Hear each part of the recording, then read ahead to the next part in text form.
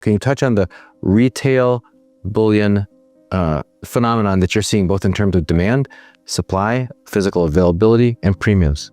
The demand is really strong right now. Supply, which has been really good for a while, is getting very tough. And why is that? It's because supply was so good that the dealers didn't re-up. And with the rising prices, the cost of carrying this stuff is very expensive. The cost of shipping it has become very expensive. The cost of insurance to ship it has become very expensive. Just the cost of holding a large inventory has become very expensive. You better have millions and millions and millions of dollars in order to run an inventory, or you have nothing. And so, I look at our inventory, which is, I'm not happy with it right now. It's gotten so low so fast. And this is one of the things I was concerned about. And I say this on your show all the time. Just like that, it changes. And the market does change. And it wasn't just the companies like ours that feel this. It goes all the way up to the primary distributors who, again, they were choking on product too for a while. Like you said, that was slow at the beginning of the year. And just like that, it's not. And there's lag time between getting new product in from around the globe. The U.S. Mint, who really is the model of inefficiency, can never keep up adequately. And this is with now just a glimmer of new demand, and maybe it's coming from higher levels because you're getting this advice coming from Morgan Stanley and Jefferies and Bank of America. These people are talking, the CIOs or Michael Hartnett's of the world aren't talking to Jane and Joe Sixpack. They're talking to their institutional clients, their big money clients who are paying huge money for Michael Hartnett's writings. And same thing with the chief investment officer of Morgan Stanley. That's not stuff for the public. You pay for that stuff. This is the stuff that's given to their big clients. These are the people who are making moves before the public. The little man is still sitting in the Mag 7. The little man is still sitting in traditional assets, really doing or set up to do as well if things continue as the insiders are selling and the public is all in. It's something that concerns me, honestly. And you've had me on your show here now talking about this really since 2024, where it's been slower than we would expect in an environment that shouldn't really, if you look at the facts, it shouldn't have been slow.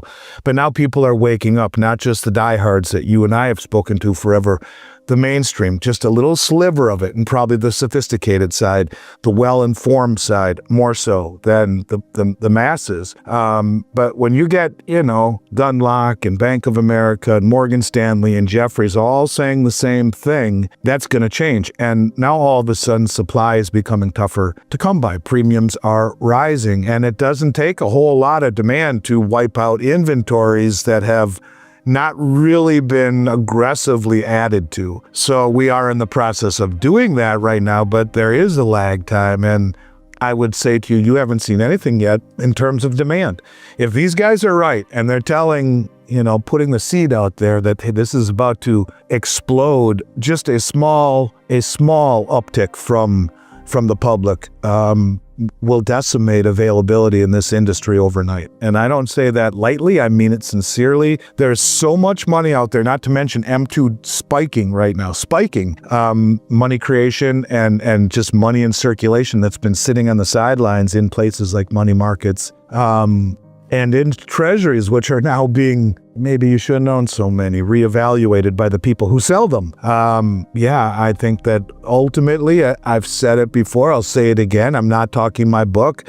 I'm not trying to get you to run to the phone and make a phone call, but I'm dead serious. I really do believe that this market, before it's all said and done, will be looked at two ways by the people from the outside. Geez, prices got so high, I'm out. And the people on the inside, I want more, but it's so hard to get it. And the prices, the premiums are high and the delays are high, and used to be so easy to get it. I took that for granted, and now it's next to impossible. I believe that'll happen. I do, because on our interview with Rick again this morning, he talked about the 0.5% allocation. What if it's 5%? Well, these guys are saying 20 and 25%. If it went to 25% or even 20%, well, that's a 40-fold increase. Just like that. Do you think that this industry can survive a 40-fold increase? not a chance in Hades. And it would be lucky to survive 24 hours with a shift to that magnitude. And if they're saying 20 or 25, what do they really mean? You know, sometimes I look around at what's happening in this market, and I can't help but laugh. Not because it's funny, but because it's absurd. The entire financial system looks like one big game of musical chairs, and the music's starting to fade. But instead of grabbing a seat, most people are still dancing. And the few who are paying attention, they're stacking metal quietly while everyone else argues about interest rates and tech stocks. This week was another reminder of just how fast things can change. A few months ago, everyone was saying, gold's gone too far too fast, silver's dead money, the dollar's strong, yields are fine, and now here we are, gold north of $3,800, silver brushing $47, the dollar rolling over, and treasury yields doing the cha-cha as foreign buyers quietly head for the exits. But let's talk about something most people don't think about, the physical market, because that's where reality lives. That's where you see what's really happening. Away from the paper contracts, away from the ETFs, away from the talking heads on CNBC. Right now, retail demand is red hot. And here's the irony, it got this way fast. For much of the last year, supply was great. Dealers were practically swimming in product. You could pick up Eagles or Maple Leafs without breaking a sweat. But you know what happened? Supply was so good and prices were so stable that a lot of wholesalers and dealers got complacent. They didn't restock aggressively. They figured, it's quiet. No one's rushing in. We'll just run lean. Now, as prices spike and money floods in, everyone's scrambling. Inventory that looked comfortable 2 months ago is now evaporating. Dealers are calling distributors are calling refiners, and refiners are calling miners. And all of them are discovering what we've known for years. When real demand hits, there's not enough metal to go around. Why is that? Because running a serious inventory has become insanely expensive. You've got shipping costs that have tripled since 2020. You've got insurance costs that have gone through the roof because the value of the cargo you're shipping just doubled. You've got holding costs, warehousing, hedging, financing, all of which eat into margins. So most dealers don't carry big stockpiles anymore. You need millions in capital just to float an inventory that used to cost hundreds of thousands. I can tell you right now, even at our company, I'm not thrilled with where our inventory sits. It's gotten low, fast. And this is exactly what I've warned about for years. I say it on every podcast, the market can change overnight. And that's not a metaphor. It literally happens overnight. You go from nobody's buying to phone lines lit up. And by Monday morning, you're sold out of half your product line. And it's not just us. This shortage runs all the way up the food chain. To the primary distributors, the refiners, even the mints. The US Mint, bless their hearts, has become the model of inefficiency. They couldn't keep up in 2020, they couldn't keep up in 2022, and they sure as heck can't keep up now. They've turned rationing into an art form. And here's what's wild. We're not even seeing full-scale public panic yet. This new demand wave isn't coming from Jane and Joe six-pack. It's coming from the top, from institutions, from people who read the internal research coming out of Morgan Stanley, Bank of America, Jefferies, and Goldman Sachs. You think Michael Hartnett at BOFA is talking to the public when he recommends a 25-25, 25-25 portfolio with gold as a core position? Number. That's paywalled research for billion-dollar clients. When Morgan Stanley's CIO tells clients to move to 20% gold, that's not going to your average Fidelity 401k investor. That's being whispered into the ears of sovereign funds, family offices, and private wealth desks with 9-figure accounts. And those guys don't buy a couple of Silver Eagles. They move tons, literally. The retail investor, the guy still all in on the Magnificent Seven tech stocks, isn't even awake yet. He's scrolling Twitter, arguing about AI chips and whether the Fed will cut again. Meanwhile, the big money is rotating quietly into gold, silver, and hard assets, while the mainstream media barely mentions it. That's what concerns me, because it's always the same story. Insiders sell to the public at the top and buy from the public at the bottom. The little guy shows up late, convinced that what worked yesterday will work tomorrow. They're sitting in overvalued stocks, over-leveraged real estate, and underperforming bonds, thinking they're diversified. But diversification only works if your assets aren't all correlated to the same broken system. I'm looking at the futures right now. That's why I was glancing at my phone, and it's shocking. You have silver futures at $47.30, up fairly significantly today, and gold futures up $50 to $38.58. So we're seeing a continual movement in the price of metals that is exhibiting strength that I'm really not used to. Then again, I mean, it's moving at a clip that just seems to be defying gravity. And now I don't expect it to be that way continually, but I think what it is showing is that we're seeing a lot of big money now start to move into the space. You can see that through the massive numbers in the ETF space, where we're seeing huge amount of volume go into the ETFs. This is institutional money, if I had to guess, waking up to the reality, talking to their clients about purchasing metals. But it goes beyond that. You know, we talked about the chief investment officer of Morgan Stanley shifting his allocation model to 60-20-20, where it was 60% stocks, 20% bonds, 20% gold, breaking free from the 60-40 model that has been out there forever.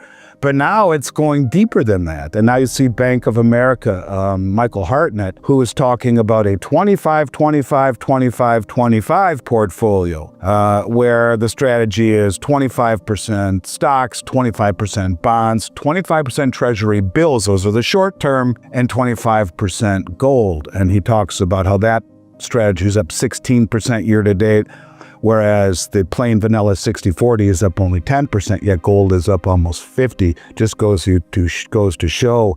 You got a guy named Chris Wood, I think is his name, Chris Wood, the global head of equity strategy at Jefferies. Jefferies Beige was the name of it before, or Jefferies Beige. It used to be Prudential Beige, and Jefferies bought them. Prudential is who nominated Miles Franklin to be an authorized reseller of U.S. Mint product many years ago. So, Jefferies took over for Beige and then got out of the gold business. Evidently, they didn't believe it was the path for them to take, yet now their head of equity strategy is talking about gold getting as high as $6,600 here in the near term. And so we are beginning to see a lot of people talk about this. You have Jeffrey Gundlach, I believe is his name, and he's, if I'm not mistaken, a trader for BlackRock, talking about, again, people need to add gold to their portfolio, breaking free from this 60-40 split. And I guess when you see players at this level start to talk about it, certainly we should take notice. I also found it interesting, Michael Oliver talking about metal. Michael's a frequent visitor to your show, and he was talking about the lid coming all the way off is what the MSA is what they're predicting, his moving averages or his momentum averages, momentum indicator. And he says that over the next several months and into Q1 of next year, that his momentum indicators are seeing silver as high as $100 to $200, and he says that they expect such. I've said this before, but it bears repeating. What's happening right now in the physical bullion market isn't a fad. It's the early rumble of a tectonic shift. The same people who laughed at gold 2 years ago are now quietly calling to just get a few ounces in the vault. The same institutions that told their clients to overweight tech and treasuries are suddenly producing glossy 50-page research notes on the strategic case for precious metals. And the same analysts who mocked us as doomsday stackers are now calling for $6,000 gold and triple-digit silver. That's not random. That's the signal before the storm. Let's talk about what's really driving it, because it's not just charts or technical momentum. It's confidence. Confidence in institutions, in governments, in currencies, in the entire fiat experiment. When confidence breaks, it breaks fast. Look around. We're living in an era where debt no longer matters, deficits no longer matter, and every politician on both sides of the aisle promises something for nothing. You can print money, but you can't print trust. And that's the piece that's disintegrating. When you've got foreign central banks buying record amounts of gold, China, Poland, Singapore, Turkey, even Saudi Arabia quietly accumulating. They're not doing that because they love shiny metal. They're doing it because they don't trust the system. They see the writing on the wall. The dollar for decades was the cleanest dirty shirt in the laundry basket. Now it's starting to smell like the rest of them. You've got the BRICS nations developing a gold-linked trade settlement mechanism, Russia pricing oil in yuan, China building vaults in Hong Kong, Singapore, Dubai, Riyadh, and St. Petersburg. These vaults aren't for show. They're the plumbing for a parallel monetary network. When that network matures, trade between those countries will settle in gold, not dollars. And every ounce that's vaulted in that system is one less ounce in the Western system. That's what I mean when I say the physical market is where the truth lives. You can't fake a delivery bar.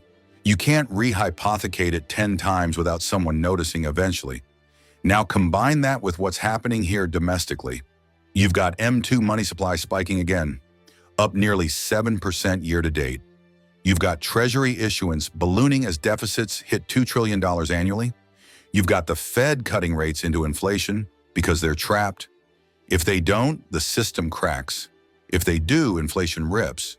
And you've got average Americans trying to figure out how their savings account yields 4% while their grocery bill is up 20%. That's not financial literacy, that's financial despair. And when people lose faith in the currency, they look for lifeboats. That's why I keep hammering this. Gold and silver aren't about getting rich. They're about not getting poor. They're about preserving purchasing power when everything else is melting down in slow motion. But here's the kicker, and this is the part that keeps me up at night. The window to act before the herd arrives is closing. The signs are everywhere. Look at ETF inflows. The GLD and SLV are seeing volume spikes not from retail, but from institutional accounts. Look at the COMEX. Deliveries remain strong month after month, even as registered inventories keep shrinking. Look at the lease rates in London. 5–6% to borrow gold. That's unheard of. That screams physical tightness. And now retail's waking up, slowly. It starts with whispers. Hey, should I buy a few ounces just in case? Then it snowballs. I've seen this movie before. When fear meets scarcity, premiums go vertical. People think I exaggerate when I say you won't be able to get product, but I've lived it. In 2020, during the COVID panic, I had customers wiring six-figure payments for metal that didn't even exist yet. Refiners were on back order for 6 weeks. The US Mint rationed Silver Eagles. Dealers were literally buying inventory from each other at premiums over retail just to fill orders. That wasn't some distant memory. That was 3 years ago. And it wasn't even a monetary crisis. It was a supply chain hiccup. Imagine what happens in a confidence crisis. Now add in this new institutional shift. When people like Jeffrey Gundlach, the bond king, come out publicly saying, "I'm adding gold." That's not some newsletter peddler trying to sell coins. That's a multi-billion-dollar fund manager turning his ship. When Morgan Stanley's chief investment officer says 20% gold, that's a signal to thousands of advisors who manage trillions in assets. And then you've got Bank of America's Michael Hartnett proposing the 25-25-25-25 model. Stocks, bonds, T-bills, and gold equally weighted. And he brags that it's up 16% year to date versus 10% for the old 60-40. You think that goes unnoticed? That kind of performance gap is the siren song for every money manager on the planet. You can almost hear them whispering at the golf course. Hey, maybe it's time we sprinkle a little gold into the portfolio. Here's the problem. The gold market's not built for that. When you realize that total above-ground investment-grade bullion is maybe $5 trillion globally, and that most of it isn't for sale, you start to understand how fragile this equilibrium is. If even 1% of global financial assets tries to rotate into metal, you'd have a supply shock of biblical proportions. That's what Rick Rule meant when he said, if gold merely reverts to its historical 2% allocation, you get a fourfold demand increase. Imagine 20%, that's 40 times demand, 40 times. This market would vaporize overnight. And people say, Andy, that's impossible, it'll never happen. Well, neither was negative interest rates Neither was $3 trillion in central bank balance sheets. Neither was a 100-to-1 leverage ratio in the paper silver market. Impossible seems to be policy these days. Now let's talk about retail, because the retail investor, bless them, is always late. When gold's at $3,800, they'll say, maybe I'll buy at $3,500. When it dips to $3,600, they'll wait for $3,400. Then it jumps to $4,000 and they chase. That's human nature. We crave certainty. But markets reward discomfort. I get emails every day from people saying, Andy, should I wait for a pullback?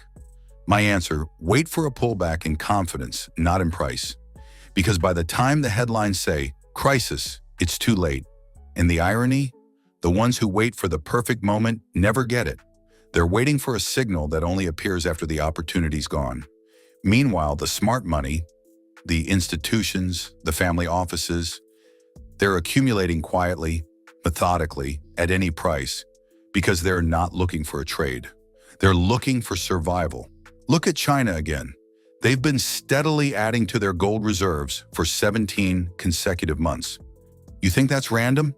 You think they're just diversifying? No, they're preparing for a multipolar world where the US dollar is just one of several regional settlement currencies. They're not dumping treasuries because they hate America. They're dumping treasuries because they see what's coming. A debt spiral that can't be escaped without destroying the currency. And they're not alone. The Saudis have stopped rolling over some of their treasury holdings. Poland just announced it's raising gold reserves to 30% of total assets.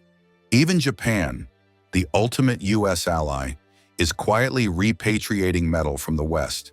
That's not conspiracy. That's arithmetic. Now back to the physical side. What I'm seeing day to day is this strange, quiet panic. The kind that starts at the top and trickles down. You've got family offices calling for multi-million-dollar allocations, but they're being told 2-week wait. You've got wholesalers asking refiners, can you fill 5,000 ounces? And the refiners are saying, maybe next month. And yet the mainstream financial press says everything's fine. They'll cover Taylor Swift's concert before they cover a gold shortage. Because gold's rise is a referendum on the system. It's bad optics. But the system doesn't care about optics. It cares about math. You can't sustain $2 trillion deficits forever. You can't issue debt faster than GDP growth forever. You can't base a global reserve currency on promises that keep breaking. Eventually, the market calls your bluff. And when it does, gold isn't rising. The dollar is falling. That's what people miss. Gold doesn't change. It's the yardstick. It's the dollar that's shrinking. It's the S&P 500 measured in gold that's down 27% this year. It's the bond portfolio that's bleeding in real terms. It's your purchasing power evaporating in slow motion. That's why the sophisticated money is moving now. Because they understand what most people don't. That wealth isn't about how many dollars you have, it's about what those dollars can buy. Stay informed about the latest developments shaping the precious metals markets with regular updates from the Finance Daily team. Not only that, but as a subscriber, you'll also receive timely silver and gold price notifications and early access to groundbreaking news unavailable to the general public. Join our free gold and silver newsletter today, link in the description.